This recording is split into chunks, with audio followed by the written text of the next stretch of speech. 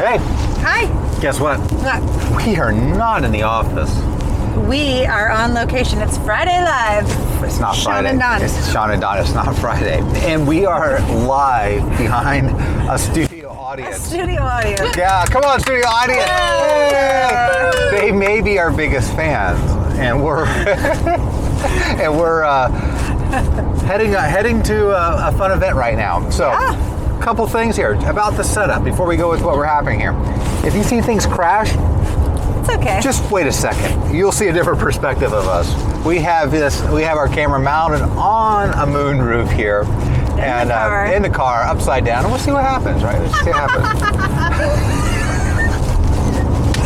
All right, let's go through the lineup. See. I can see them up there just snickering. What's the lineup? Okay, so new topic series, and we can expand on this over the next couple of weeks because this is a big one. We get lots of questions. Lots of questions. Lots of advice asked around this time of year as we get into the holidays. So our feature topic today, common pitfalls, let's call them pitfalls, regarding nutrition over the holidays. Yes. Ooh, good one. Yeah, thank you. Got it. And then obviously we'll cover our usuals, our birthdays. Do we have any update on the knee and the challenge? Right, but you interrupted. I know, I'm sorry. We'll go over our birthdays, our athlete of the week. We'll talk about if there is any information on my knee. Mm-hmm. There isn't. Okay. Yeah. And then challenge is upcoming. November 15th it starts. Hey, you're going off script. And right. how to get a hold of us. All right. How to get a hold of us. Let's start with the thing here. So let's go with how to navigate successful holidays. Yes. The main topic. So let's go for the first. We have 4 bullets to expand on. There's 5 actually. 5 common pitfalls. So if you're someone who every holiday season, sometimes you dread that when you see it coming up because you know it's sort of a slippery slope for you every year, where you go into it not wanting to gain the extra holiday pounds, but somehow, damn it happened. Yeah. So what are some of the common pitfalls? What do people struggle with often that causes maybe those slip-ups? So number 1 is that often folks focus too much on carbs, not calories. Correct. So when we're talking about these topics a little bit, people, it really comes down, we talk about this all the time, it's calories in, calories out, right? The science of it is that simple. But people think that they go and I'll have some vegetables, which are not bad, right? But I'm going to avoid carbs at all costs. Because everyone thinks carbs are bad. They're going to make me fat. Meanwhile, they go and they have the meat and cheese tray and the hummus, and they grabbed a handful of nuts. And that was one of the things when we were talking about this topic that I wanted to really think about is, like, I remember my days and holidays, we would put out those big nut bowls, and I would just walk by, put a big handful in, go do something, come back by again. Laugh, guys. Yeah, go ahead and laugh if it's funny to you guys. Nut balls. Nut balls. So, bowls. Nut bowls. So anyways, that is funny. So anyways, I would go people by. Tend to go really heavy on the fats around that time of year. But what you don't realize, like that handful of nuts is like a plate full of turkey, essentially, and maybe the mashed potato. And could equal the amount of calories that maybe you need in your entire day. Yes. Yeah. And so really it's about being smart and knowing what you're eating and just the value of it. Right. And then you can modify it. If you choose to eat all your calories and carbohydrates, go for it. It's not going to cause you to gain weight because you had too many carbs. If you went over your calories every day, you will gain weight.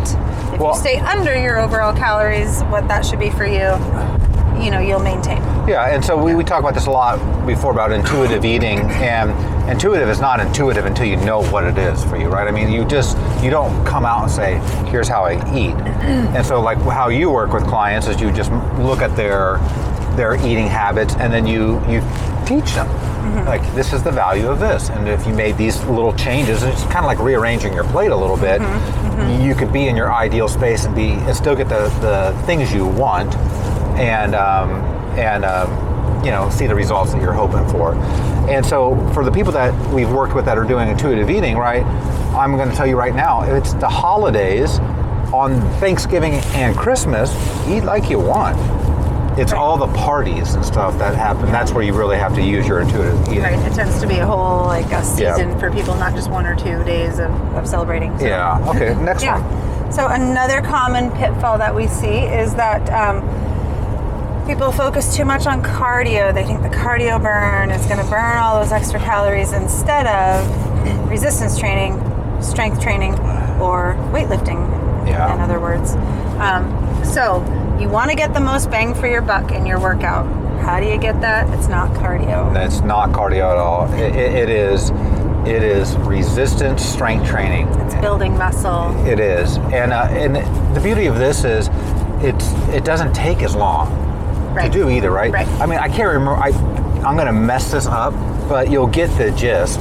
To like justify a donut and you go out and run, you got to go out and run like an hour and a half or like 7 miles or something like 7 or that. 8 miles. It's like this crazy I mean, maybe that's not an hour and a half, but it can be for some, right? And it's like for a donut, but 10 minutes to 30 minutes of really significant resisting training, Right. you would still burn that donut plus more. Right. Yeah. Yeah. So more bang for your buck. Yeah. Not that cardio's bad. We're not saying that. If you love it, go do it. Yes. But just don't avoid your weightlifting or replace it one for the other. Correct. Yeah. Okay. What else? Another common pitfall is that this is a big one. People focus on restriction instead of restraint. Yeah. If that's you, I'm just going to tell you right now, you're never going to be successful. You have to find the balance. You have to learn how to fish. Right. And I think this is a common mistake that we made for years. Yeah, I mean, I would go absolutely. into the holiday season like, okay, I'm not gonna have alcohol, I'm not gonna have sugar, I'm gonna avoid all the, and I just want to get through the season and feel successful. And I am only gonna feel that success if I, didn't indulge in any of those things. So I think it's far more successful for people if they plan their splurges and they're restraining when they didn't plan, and then they're looking forward to and celebrating the moments with their family and enjoying those things that they've looked forward to. So it shouldn't always be about 100% restriction. No one can live in that space. Correct. So Dawn and I, usually if we know we have an event going on, in fact, we have an event tonight that we have going on here, and if we know we want to be more like basically our average day, and you apply this on the holidays or parties that you go to, it's a mathematical equation for how many calories we need, and so we kind of know that math in our head, and we can just look at food on plates, and this is the thing we teach you, right? And just figure out the number. Well, we just restrict a little bit during the day. We're like, you know what? I want to save 10 points. Right. I'm going to eat a light breakfast, a light lunch. Exactly. Yeah. So that when I go to the event that I'm at, I don't feel so, I got to be really careful or something like that. I feel like I can eat what I need. And then if you go over, it's not that big of a big deal, right? Let's say you're trying to get a 10 and don't get focused on the number, and you end up as a 12. Well, it's not a big deal because you balanced that before that. Right. Right. Yeah.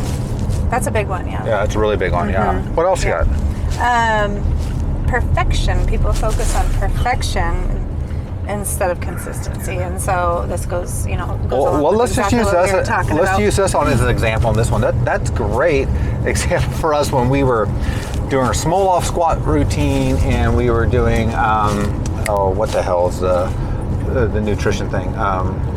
RP. RP down to this crazy cut level of restrictive food, and friends, this took us a couple years to actually figure this out, and we're experts in this in the sense of we had to kind of figure this out for ourselves, as it's a little bit of a science experiment.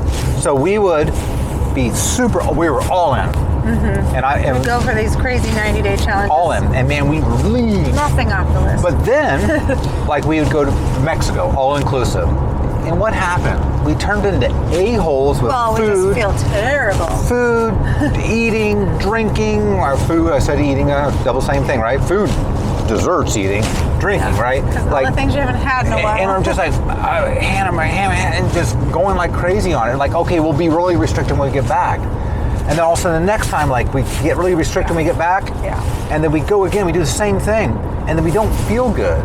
Right. And then once we figured out how to have that balance, what we talked about before, looking at things and figuring out the value of the day, now we go into those vacations and we eat what we kind of want, right? We're like, hey, I'm not that hungry, or I'm not that thirsty, it's not that big a deal. I'm not missing. I don't have to make it all happen right then.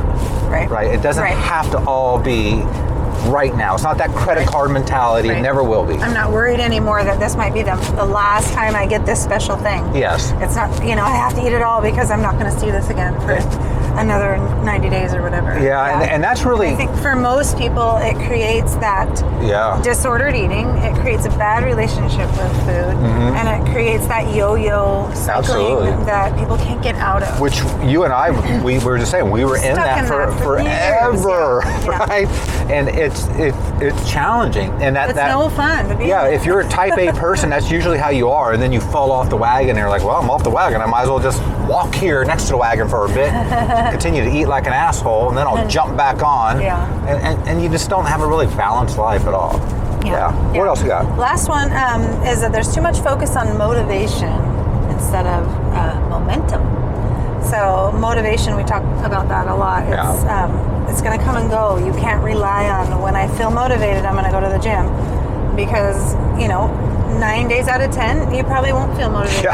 You might feel that way in the beginning with a new program or a new workout partner or some new gym or something. If you haven't been working out at all. For everybody, we're all human. That gets old. And so you can't rely on the momentum anymore. So, on the motivation alone, right? So it's momentum. It's that consistency over time. It's what are my goals? Did I say that I was going to walk 10,000 steps a day? Did I say I was going to get 3 workouts a week, regardless of what that looks like or whether I went to the gym? Did I say that I was going to, drink my 100 ounces of water or whatever? Are those my 3 goals? Did I stick with that? That's momentum. That's following along with that consistency over a long period of time, not always waiting for that motivation to hit me. Yeah, and that's great too. And people they try to set too many of those goals too at a point, and then they fail. So I like how you said like water or walking, right? Those are those, whatever it might be. If you struggle with that, those 2 first goals are great. Set some simple things for yourself over the holidays. And then if you can prove to yourself that hey, I got those, and you want to add something else on, that's the time to add it on. That's momentum. Yeah. Let me layer this next wellness opportunity on for myself here. Love it. It's good. Okay, so while you pull up the athletes, let us know if there's more questions you guys have along the lines of the holidays, or let us know what some of the pitfalls are for you. Maybe we didn't. We'll cover them. We'll keep on covering them. We love talking about this stuff. We can really geek out on that.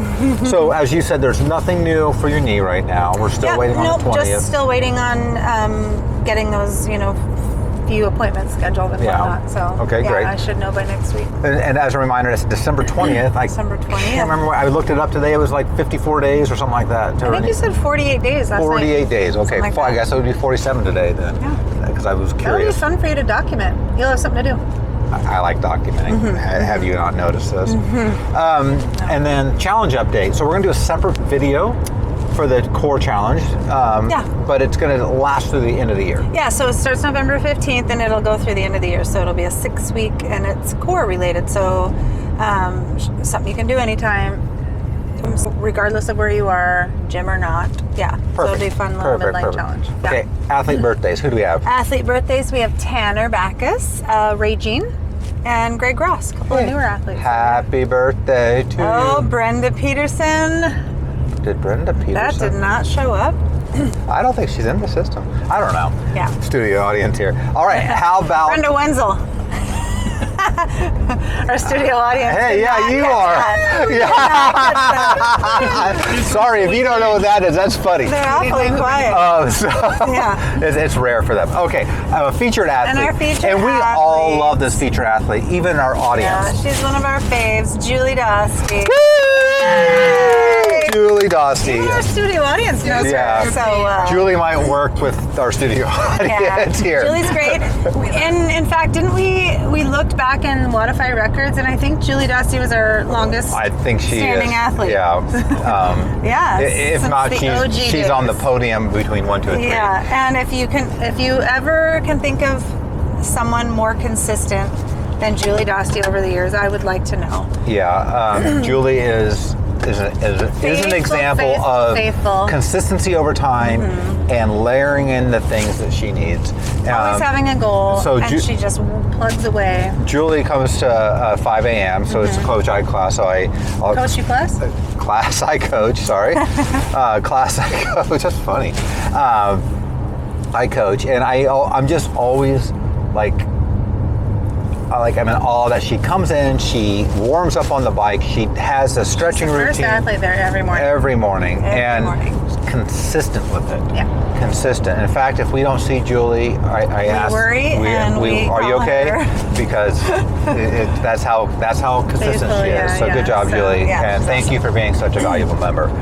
Finally, if you're looking to get a hold of us, go ahead and follow on the screen here. You're going to go up to a Storm King Athletic Club, look up in the upper right, free intro. If you're a member of ours, you click on the members consultation. If you're a non-member, click on the non-member. Pick a time, schedule, show up. All I ask is that you please show up, because we had a 6 o'clock p.m.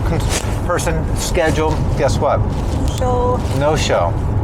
It's sad because we're at home, we work a lot. and we want to meet you. We want to meet you, so just please show up, okay? All right, guys, hope you enjoyed this version. We'll be back in the regular Sean and studio. Dawn on the road. Sean and Dawn on the road. All right, thanks all. Have a great weekend. So many